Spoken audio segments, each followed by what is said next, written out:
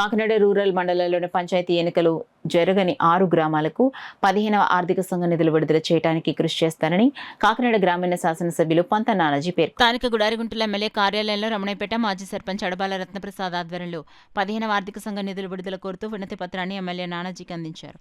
ఈ సందర్భంగా ఆయన మాట్లాడుతూ గత ప్రభుత్వ హయాంలో 15వ ఆర్థిక సంఘ నిధులు మళ్లించడంతో గ్రామాల్లో తాగునీరు, పారిశుద్ధ్యం, వీధి దీపాల వంటి కనీస వసతులు కరువయ్యాయని అన్నారు.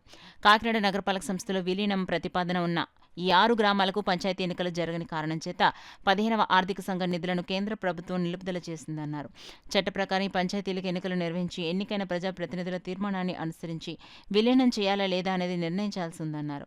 ఈ గ్రామాలకు ఇంటి పన్నులే ఆదాయ వనరుగా ఉండి పారిశుద్ధ్య కార్మికులకు జీతాలు కూడా చెల్లించలేని స్థితి నెలకొందన్నారు. విలీనంపై కొందరు గ్రామస్తులు న్యాయస్థానంలో వ్యాజ్యం వేయడంతో రాష్ట్ర ప్రభుత్వం ఎన్నికలు నిర్వహించడం లేదన్నారు. ముఖ్యమంత్రి చంద్రబాబు నాయుడు, ఉప ముఖ్యమంత్రి, పంచాయతీరాజ్ శాఖ మంత్రి పవన్ కళ్యాణ్ దృష్టికి ఈ విషయాలు తీసుకెళ్లి ఆర్థిక సంఘ నిధుల విడుదలకు కృషి చేస్తానని హామీనిచ్చారు.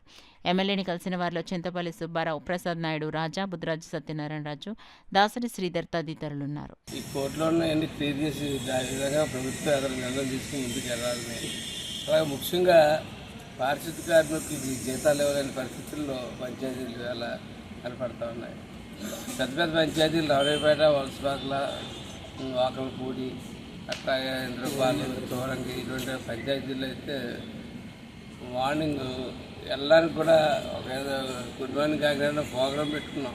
దాన్ని అలా పోస్టులు చేసుకుంటూ వస్తున్నాం. దీన్ని ఎంతో కొంత చేసి చెత్త మనలో వచ్చిన తర్వాత నడుద్దా ఏమన్నా వెళ్ళిన తర్వాత ఏదైనా చిన్న సమస్య పెద్ద సమస్య అడిగితే ఆ సమస్యకి గత ప్రభుత్వం ఏం చేసిందంటే 5 సంవత్సరాలుగా పూర్తిగా నిర్లక్ష్యం చేయడం వల్ల ఎటువంటి నిధులు కూడా పరిపాలన మీద దృష్టి పెట్టలేదు.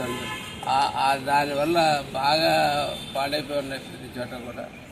కానీ ఇప్పటికే అన్నా చేసిన నిధులతో ఇప్పుడు దాకా ఈ మండలంలో 135 రోడ్లు వేయడం జరిగింది.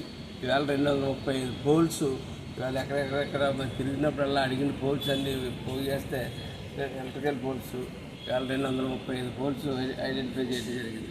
అవన్నీ కలిపి ఇలాంటి వాటిలన్నిటి కలిపి 30 లక్షలు అవుతుంది. ఆ 30 లక్షలు కూడా మన సత్వరంలో చేసేట ఇంకో కంపెనీ నుంచి వాళ్ళని అడగడం, వాళ్ళు ఇస్తారని చెప్పడం, దాంతో అట్లా చేసుకోవాల్సి తప్ప ప్రభుత్వపరంగా ఎనర్జీస్ తప్ప వేరే ఒక్క నిధి కూడా లేని పరిస్థితుల్లో ఇవాళ రాష్ట్ర ప్రభుత్వం ఉంది.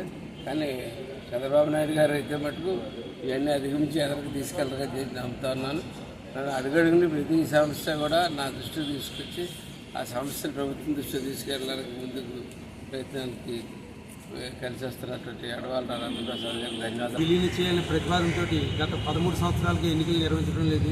ఎన్నికలు నిర్వహించలేని కారణం చేత కేంద్ర ప్రభుత్వం 15వ ఆర్థిక సంఘ నిధులు నిలుపుదల చేసింది. మరి గ్రామ పంచాయతీ ప్రధాన వనరు మన ఆర్థిక సంఘ నిధులు. ఆ నిధులే నిలుపుదల చేయడంతో వేళ పారిశుద్ధ్య కార్మికులకు జీతాలు చెల్లించే పరిస్థితి నెలకొంది. మరి గ్రామాలలో మనకి గతంలో ఇంటి ప్లాన్ రుసుములన్నీ కూడా గ్రామ పంచాయతీ ఆదాయం కింద ఉండేది. దాన్ని కాకినాడ అర్బన్ డెవలప్మెంట్కి తీసుకోవడంతో ₹1 కూడా వాళ్ళు పంచాయతీలు ఇవ్వడం లేదు.